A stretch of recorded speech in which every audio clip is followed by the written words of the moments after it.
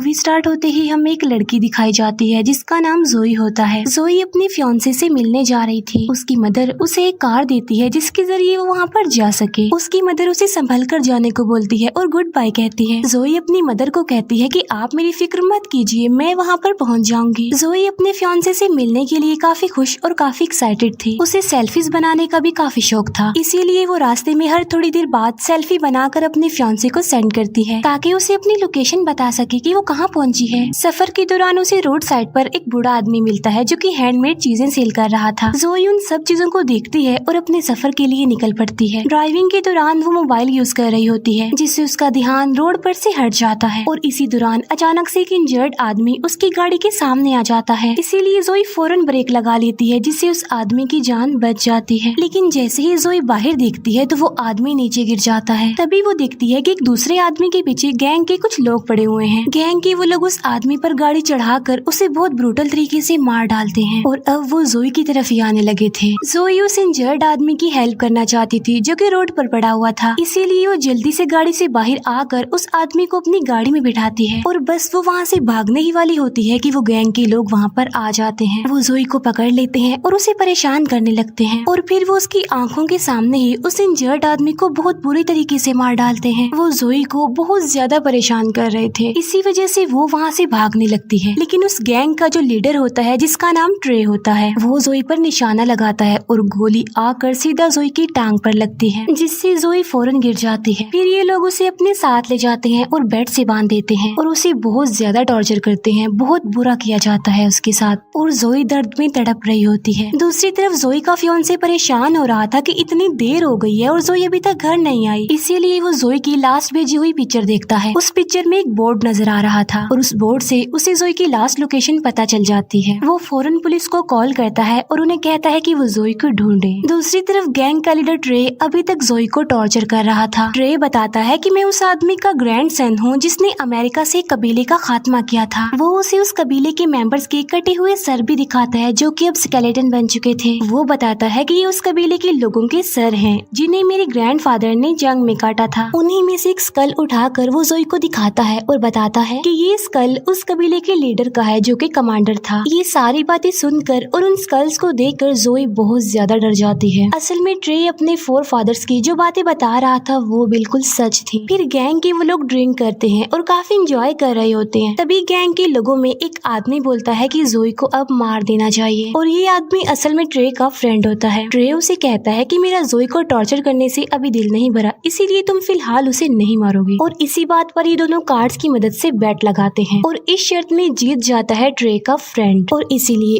वो एक नाइफ लेकर जोई को मारने जाता है। दूसरी तरफ जोई बड़ी मुश्किल से बड़ी तकलीफ बर्दाश्त करके खुद को आजाद कर लेती है और वो वहाँ से भागने लगती है, लेकिन ट्रे का वो फ्रेंड उसे देख लेता है। वो जोई को पकड़ लेता है और बहुत बार उस पर चाकू से स्टैब करता है जिससे जोई की वहीं पर ही मौत हो जाती है। फिर वही बूढ़ा आदमी जो कि चीजें सेल कर रहा था अपने डॉग के साथ घूम फिर रहा होता है, लेकिन तभी उसे जोई की डेड बॉडी मिल जाती है। फिर वो उसकी डेड बॉडी को उठाकर अपनी लोकेशन पर लेकर आता है और कुछ जड़ी बूटियों को मिलाकर दवाई बनाता है और उसके जख्मों पर लगाता है।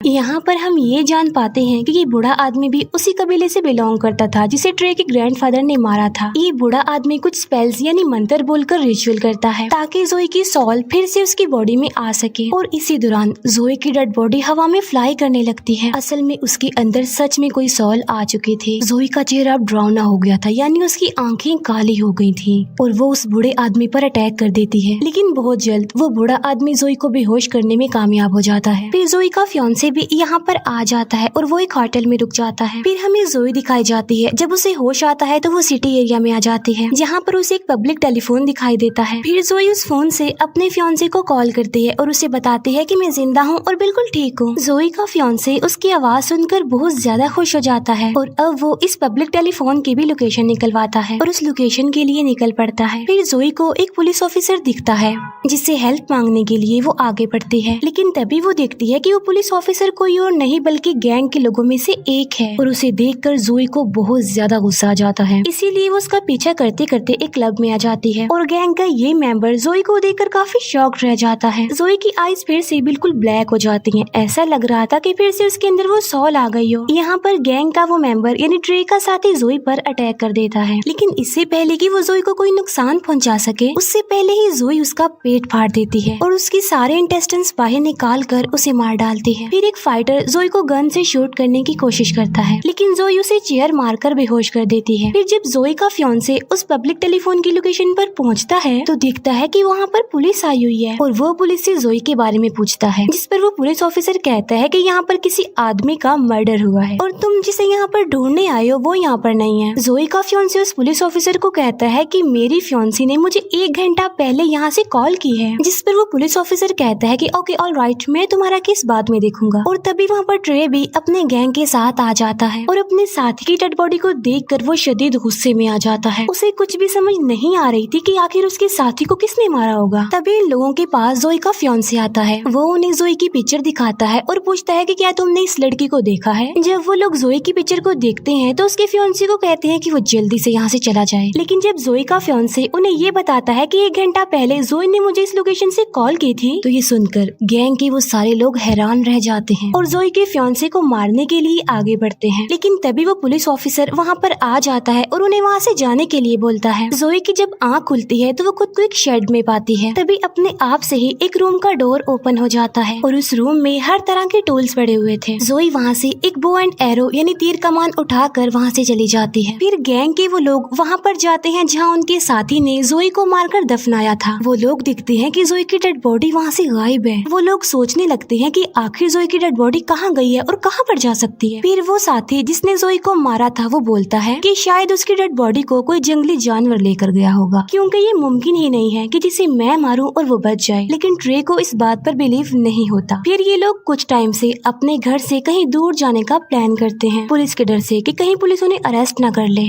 इसीलिए वो सब अपने अपने घर जाकर अपना सामान पैक करने लगते हैं। लेकिन फिर ट्रे का एक साथी जब अपने घर से निकलने वाला होता है तो वो दिखता है कि किसी ने उसकी गाड़ी पर तीर मारे हुए हैं। ये देखकर ट्रे का वो साथी डर जाता है और फौरन उसे वॉइस मैसेज छोड़ता है। वो बताता है कि मुझे ऐसा लग रहा है कि शायद वो लड़की यहीं पर है, मेरे आसपास है। तभी वहाँ पर जोई आकर उसे तीर से मारने लगती है। वो उसे बहुत ज्यादा तीर मारती है, उसे तब तक तीर मारती रहती है जब तक कि वो मर न जाए। इसके बाद ट्रे जब अपने साथी का वॉइस मैसेज सुनता है तो वो फौरन वहाँ पर चला जाता है। वहाँ जाकर वो देखता है कि किसी ने उसके इस साथी को भी मार डाला है।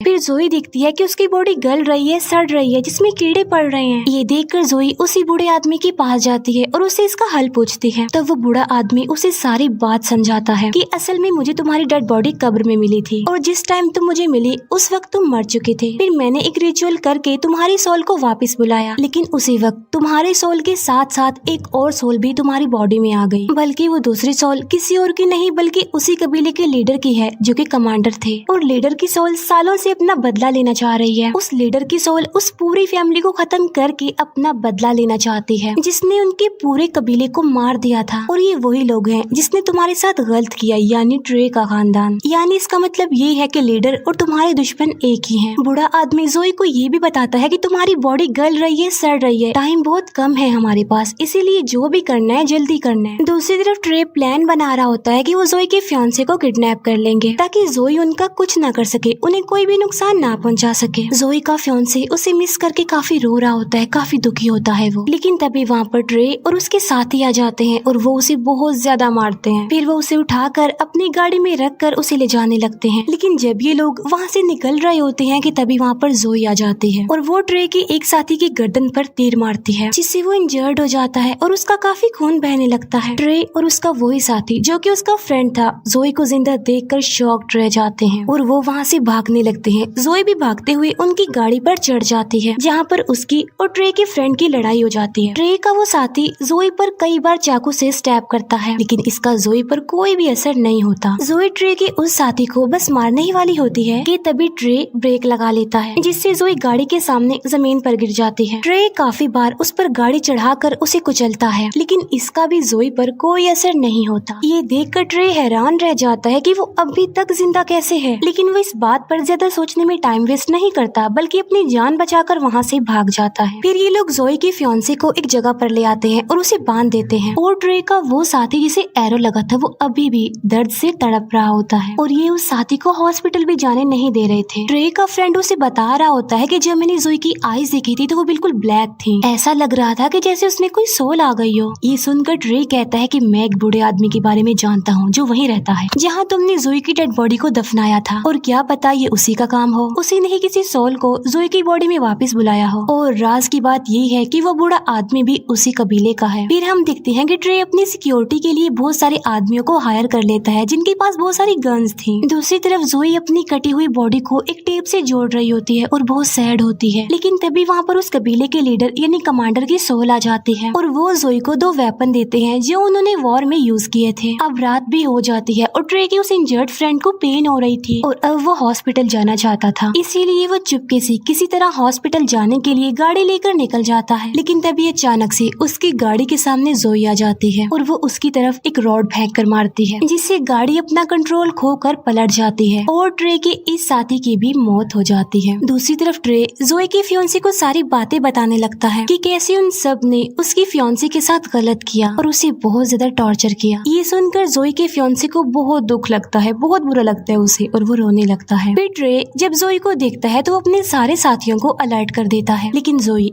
एक एक करके सबको मारती जा रही थी। इसके बाद ट्रे अपने फ्रेंड को ढूंढने लगता है, लेकिन उसे पता चलता है कि जोई ने उससे भी मार दिया है। लेकिन तभी जोई उसके सामने उसके फ्रेंड का दिल लेकर आती है और उसकी आंखों के सामने उसे खा लेती है। ये देखकर वो डर जाता है और भागकर बाहर आ जाता है। बाहर जाकर उसे एक पुलिस ऑफिसर दिखाई देता है, लेकिन वो पुलिस ऑफिसर को ही मार डालता है और वहाँ से भाग जाता है। फिर जोई अपने फियांसे के पास जाती है और उसका फियांसे उसे देखकर बहुत ज्यादा रोता है। वो जोई को उसके पास रुकने के लिए बोलता है, लेकिन जोई के पास टाइम बहुत कम था, उसे अपना बदला लेना था, इसीलिए वो वहाँ से चली जाती है। फिर ट्रे उस बूढ़े आदमी के पास आता है और उससे पूछता है कि बताओ जोई दोबारा जिंदा कैसे हुई, जिस पर ये बूढ़ा आदमी उसे सारी बात सच सच बता देता है और वो ट्रे को ये भी बताता है कि जोई के अंदर इस वक्त उस कबीले के लीडर की सोल है जो तुम्हारी पूरी फैमिली का खात्मा करके ही रिलैक्स होगी। ये सुनकर ट्रे उससे पूछता है तो फिर इस सोल से जान कैसे छुड़ाई जाए, जिस पर वो बूढ़ा आदमी कहता है कि तुम्हें कबीले के लीडर का स्कल जलाना होगा और ऐसा करने से ही उनकी सोल जोई की बॉडी से निकलेगी। फिर पुलिस जोई के फियांसे को वहाँ से छुड़ा लेती है, जहाँ पर जोई का फियांसे पुलिस को बयान देता है। जोई जो कि ट्रे के घर पहुँच गई है, वो दिखती है कि ट्रे के भाई ने डर की वजह से सुसाइड कर लिया है। फिर कबीले के लीडर की सोल ट्रे की मदर को मार डालती है और वहाँ से चली जाती है। फिर ट्रे सारे स्कल्स लेकर एक जगह पर आ जाता है, लेकिन उनमें से एक भी स्कल कबीले के लीडर का नहीं होता। लेकिन तभी वहाँ पर जोई आ जाती है जिसके पास कबीले के लीडर का स्कल था। उसे देखकर ट्रे हैरान रह जाता है और अपनी जान बचाने के लिए वो एक चैनसो निकाल कर उसे लड़ने लगता है। जोई ट्रे का एक हाथ काट देती है, जबकि ट्रे उस चैनसो को जोई की बॉडी के आर पार कर देता है। इसके बाद जोई ट्रे का गला ही काट देती है, जिससे अब फाइनली ट्रे की भी मौत हो जाती है और यहाँ पर जोई और उस लीडर का बदला पूरा हो गया। थोड़ी देर बाद जोई का फियांसे भी वहाँ पर आ जाता है, क्योंकि उस बूढ़े आदमी ने उसे वहाँ पर बुलवाया था। वो कब्र में जोई की बॉडी का आधा हिस्सा देखता है। वो जोई को कहता है कि मैं तुमसे बहुत प्यार करता हूँ और इसके बाद वो जोई की बॉडी को जला देता है और ऐसा होते ही जोई और उस लीडर की सोल को सुकून मिल जाता है, क्योंकि उनका बदला पूरा हो चुका था। यहाँ पर जोई का फियांसे कुछ भी नहीं जानता था कि वहाँ पर चल क्या रहा था। तब वो बूढ़ा आदमी उसे सारी बात बता देता है कि जोई के साथ क्या क्या हुआ और उसने उन लोगों को क्यों मारा, और यहीं पर ये मूवी एंड हो जाती है। Thank you.